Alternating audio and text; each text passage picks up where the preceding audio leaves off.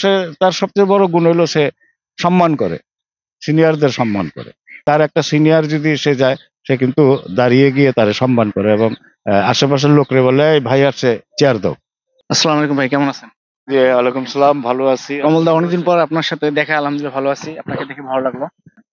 কর্মব্যস্ততা যেহেতু এবার আমি নির্বাচিত শিল্পী সমিতির ট্রেজারার, সমিতি নিয়ে এত কিছু কাজ করতে হয়।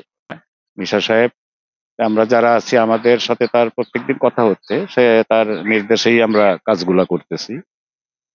এই নিয়েই আর কি ব্যস্ত, আর শুটিং তো নাই নাই বলবো। আচ্ছা, ঈদে বরবাদ মেগাস্টার শাকিব খানের নিশ্চয়ই আপনি টিজার দেখছেন এবং আপনার সহকর্মী না, না, হিসাবে ভালো লাগছে, ভালো লাগছে। একটু যদি আপনার অনুভূতিটা বলেন, কেমন লাগছে? টিজার তো খুবই ভালো লাগছে। মানে আসলে হয়েছে কি, টোটাল গল্পটা তো জানি না, তাই না? আর টিজার তো আপনার মানে কি বলবো, মানে খুবই ভালো হয়েছে। আর পুরা ছবিটা কি হয়েছে এটা ঈদের দিন দেখলে বোঝা যাবে। হয়তো দেখলে বোঝা যাবে। ৩টা ছবিই দেখবো।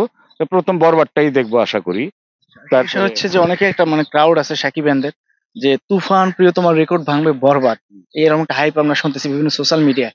আপনি কি এটা বিশ্বাস করেন? হ্যাঁ, হইতেও পারে।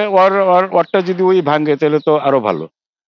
তার সুপারস্টার ছবি তার আরেক ছবি দিয়েই ওইটারে ভাঙছে। এটা ভালো না জিনিসটা? এবং সে বড় হোক না, আমরাই তো চাই। আমাদেরই তো ছেলে। আমাদের তো শিল্পী সে, তাই না? হ্যাঁ, পরিবর্তন তো দেখি না, আগের মতোই তো দেখি। অনেকে অনেক কথা বলে আর কি, দেখি না তো।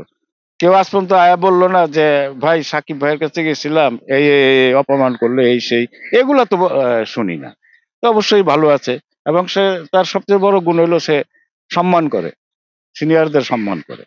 একটা সিনিয়র সে যদি সিটে বসে থাকে, তার একটা সিনিয়র যদি সে যায়, সে কিন্তু দাঁড়িয়ে গিয়ে তারে সম্মান করে এবং আশেপাশের লোকরে বলে, "এই ভাই আসছে, চেয়ার দাও।"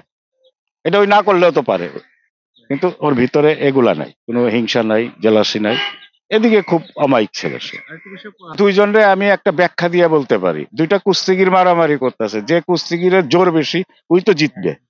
তো এখন আমরা দেখব যে কার অভিনয়ের দক্ষতা, কার জোর বেশি, কে সুপারস্টার। বৃক্ষ তোমার নাম কি ফলে পরিচয়। ওই ছবি দেখলেই তো বুঝা পারবো আমরা কোন ছবিটা ভালো গেল, তাই না? একটাই, শাকিব খান অন্তত বছরে 4টা ছবি দিক। আপনারা শিল্পী সমিতির লোক হিসাবে, মানে পরিচালকের কিছু না, আপনি একজন অভিনয় শিল্পী হিসাবে কি মনে করেন? শাকিব খানের 4টা ছবি বছরে দেওয়া উচিত?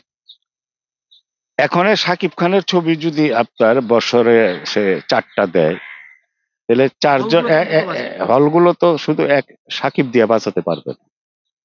আর্টিস্ট লাগবে আরো। অন্যান্য আর্টিস্টের নিতে হবে। এক সাকিব খান কি ইন্ডাস্ট্রি বাঁচাইতে পারবে? তার ৪ টা ছবি দিল। ৪ টা ছবি বছরে চললো। তো লাভটা কি? ১ বছরে ১২ মাসে ৪ টা ছবি চললো। তো বাকি মাসগুলা কি করবে? তাই না? আর বড়দের তো বড়দিনের ছবি সবাই আশা করে। শাকিব খানের ছবি ২ টা ঈদে কিন্তু দর্শক আশা করে যে শাকিবের ছবি আসতেছে। এই যে একটা ওজন সাকিবের, এই ওজন মতোই তার করতে হবে। সে যদি আবার ঘনভাবে স্টার্ট করে দেয়, তো সে তো পারবে না। এত লোড নিতে পারবে না তো। Thank you so much. আপনার ইফতারের সময় আমরা নষ্ট করবো না। আপনার সাথে আমাদের পরে কথা হবে। আমাদের সময় দেওয়ার জন্য আপনাদের ধন্যবাদ। হ্যাঁ, আপনাকেও ধন্যবাদ এবং আমি দর্শকদের বলবো যে আপনারা চলচ্চিত্র ভালো, ভালো হচ্ছে। ঈদে ৩ টা ছবি ভালো প্রোডাকশনের ভালো ছবি এবং বরবাদে শাকিব খানের ছবি। আপনারা সিনেমা হলে গিয়ে ৩ টা ছবিই দেখবেন। দেখে আপনারাই বিচার করবেন যে কারটা ভালো, কারটা খারাপ। ধন্যবাদ। ঈদ মোবারক।